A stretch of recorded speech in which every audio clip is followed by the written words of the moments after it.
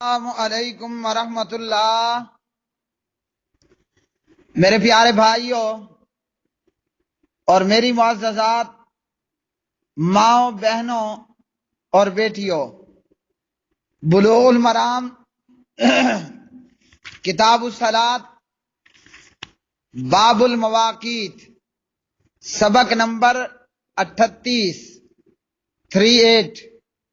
بسم اللہ الرحمن الرحیم۔ عن رافع ابن خدیج رضی اللہ تعالی عنہ قال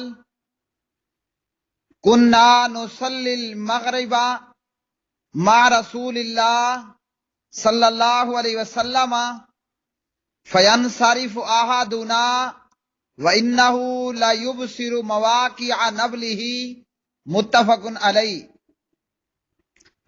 رافع بن خدیج رضی اللہ تعالی عنہ راوی ہیں، فرماتے ہیں کہ ہم نبی کریم صلی اللہ علیہ وسلم کے ساتھ نماز مغرب پڑھا کرتے تھے، پھر ہم میں سے کوئی نماز سے فارغ ہو کر واپس ہوتا تو اپنے تیروں کے گرنے کی جگہ کو دیکھ لیتا۔ اس حدیث سے یہ معلوم ہوا کہ پیارے نبی علیہ الصلاۃ والسلام سورج کے غروب ہوتے ہی نماز مغرب کو ادا کر لیا کرتے تھے۔ نماز مغرب میں تاخیر جائز نہیں ہے، اس کے ادا کرنے میں جلدی ہی کرنا بہتر ہے، جیسا کہ اس حدیث سے یہ معلوم ہوا کہ نماز مغرب پڑھ لیتے، پھر اپنے تیروں کے گرنے کی جگہ کو دیکھ لیتے، یعنی تیر انداز اگر تیر مارتا تو جہاں سامنے اس کا جا کر تیر گر رہا ہوتا تھا، تیر کے گرنے کی جگہ کو دیکھ لیتا، یعنی اس قدر ابھی روشنی باقی ہوتی تھی اور نماز مغرب ہم پڑھ چکا ہوتے۔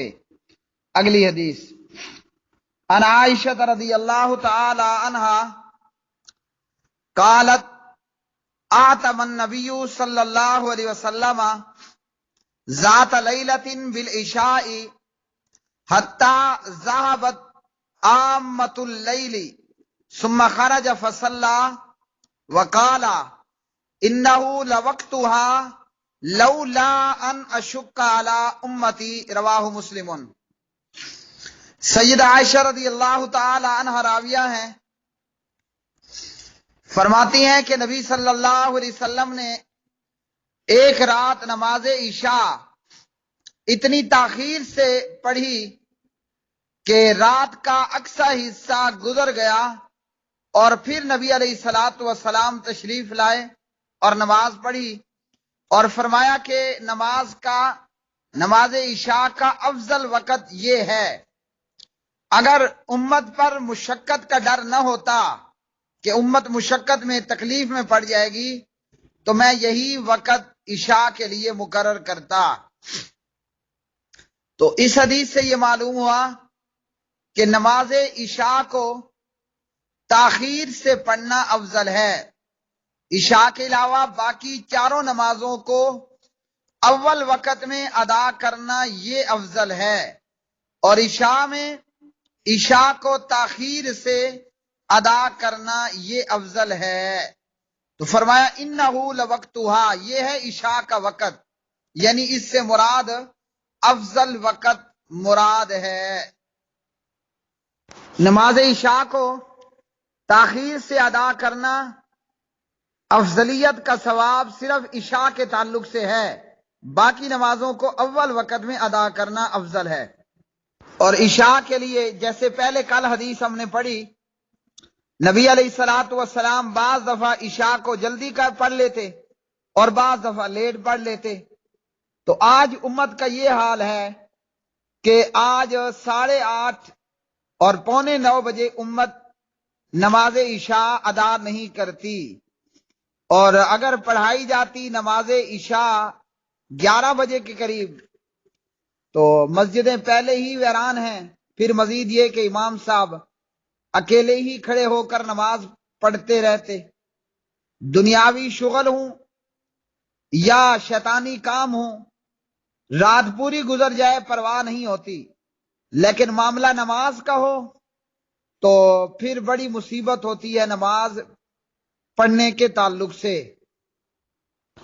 اگلی حدیث، عن ابی ہریرہ رضی اللہ تعالی عنہ قال قال رسول اللہ صلی اللہ علیہ وسلم اذا اشتد الحر فابردوا بالصلاة فإن شدت الحر من فیہ جہنم، متفق علیہ۔ سیدنا ابو ہریرہ رضی اللہ تعالی عنہ راوی ہیں، نبی کریم صلی اللہ علیہ وسلم نے فرمایا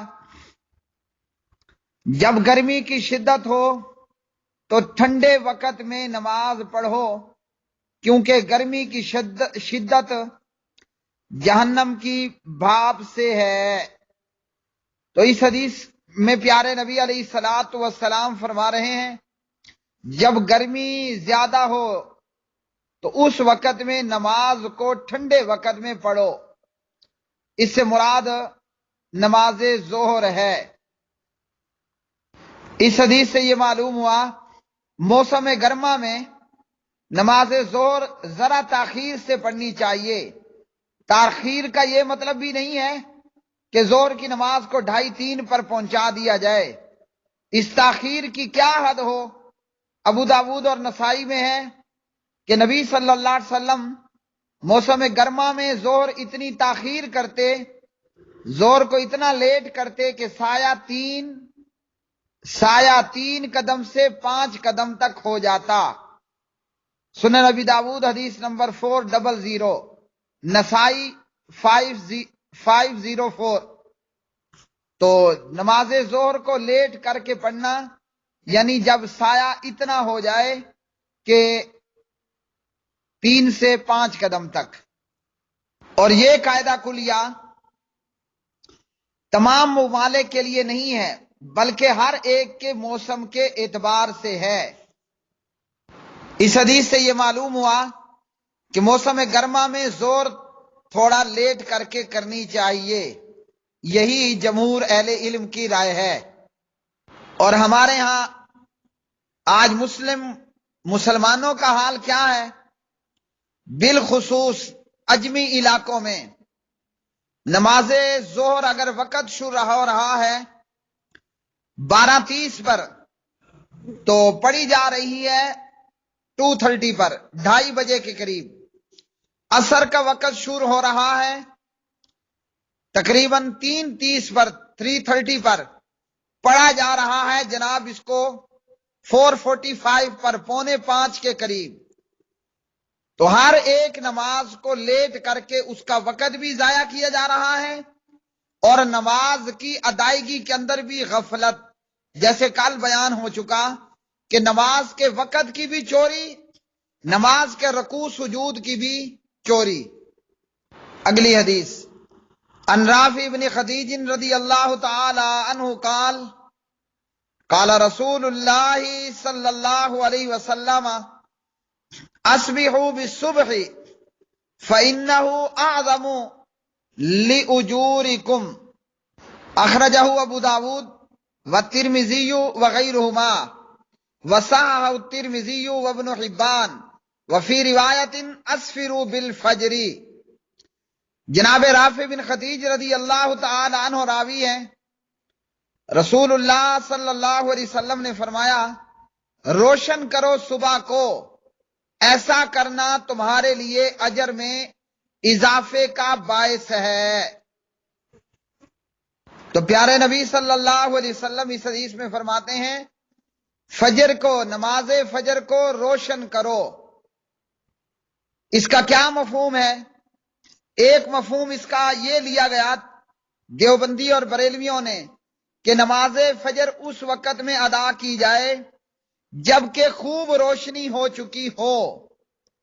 تو یہ مفہوم درست نہیں ہے، اس لیے کہ کل کے سبق میں ہم نے یہ حدیث پڑھی ہے کہ نبی علیہ الصلوۃ والسلام نماز فجر اندھیرے کے اندر ادا کیا کرتے تھے۔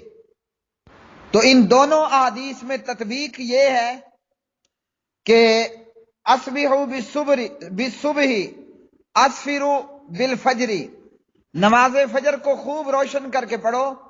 اس کا معنی یہ ہے کہ نماز فجر میں لمبی قرات کرنی چاہیے۔ نماز فجر کی ابتدا اندھیرے ہی میں ہو، طلوع فجر کے بعد، اور امام اتنی لمبی قرات کرے کہ جب نماز کا اختتام ہو تو روشنی پھیل چکی ہو۔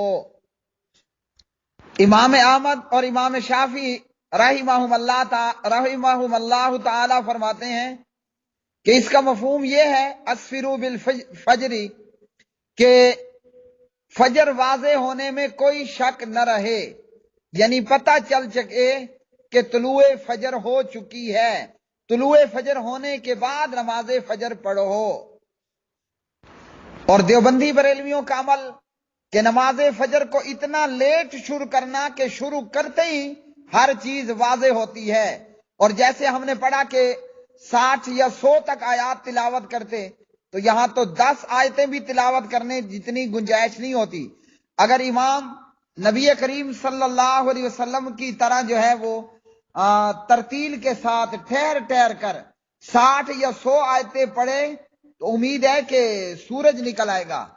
تو اس حدیث کا معنی مفہوم یہ ہے کہ طلوع فجر ہونے کے بعد نماز فجر میں لمبی قرات کرنی چاہیے، اور جب نماز کا اختتام ہو تو روشنی ہو چکی ہو، جیسے نبی علیہ الصلوۃ والسلام 60 سے 100 آیات تک تلاوت کیا کرتے تھے، ترتیل کے ساتھ اور آرام کے ساتھ۔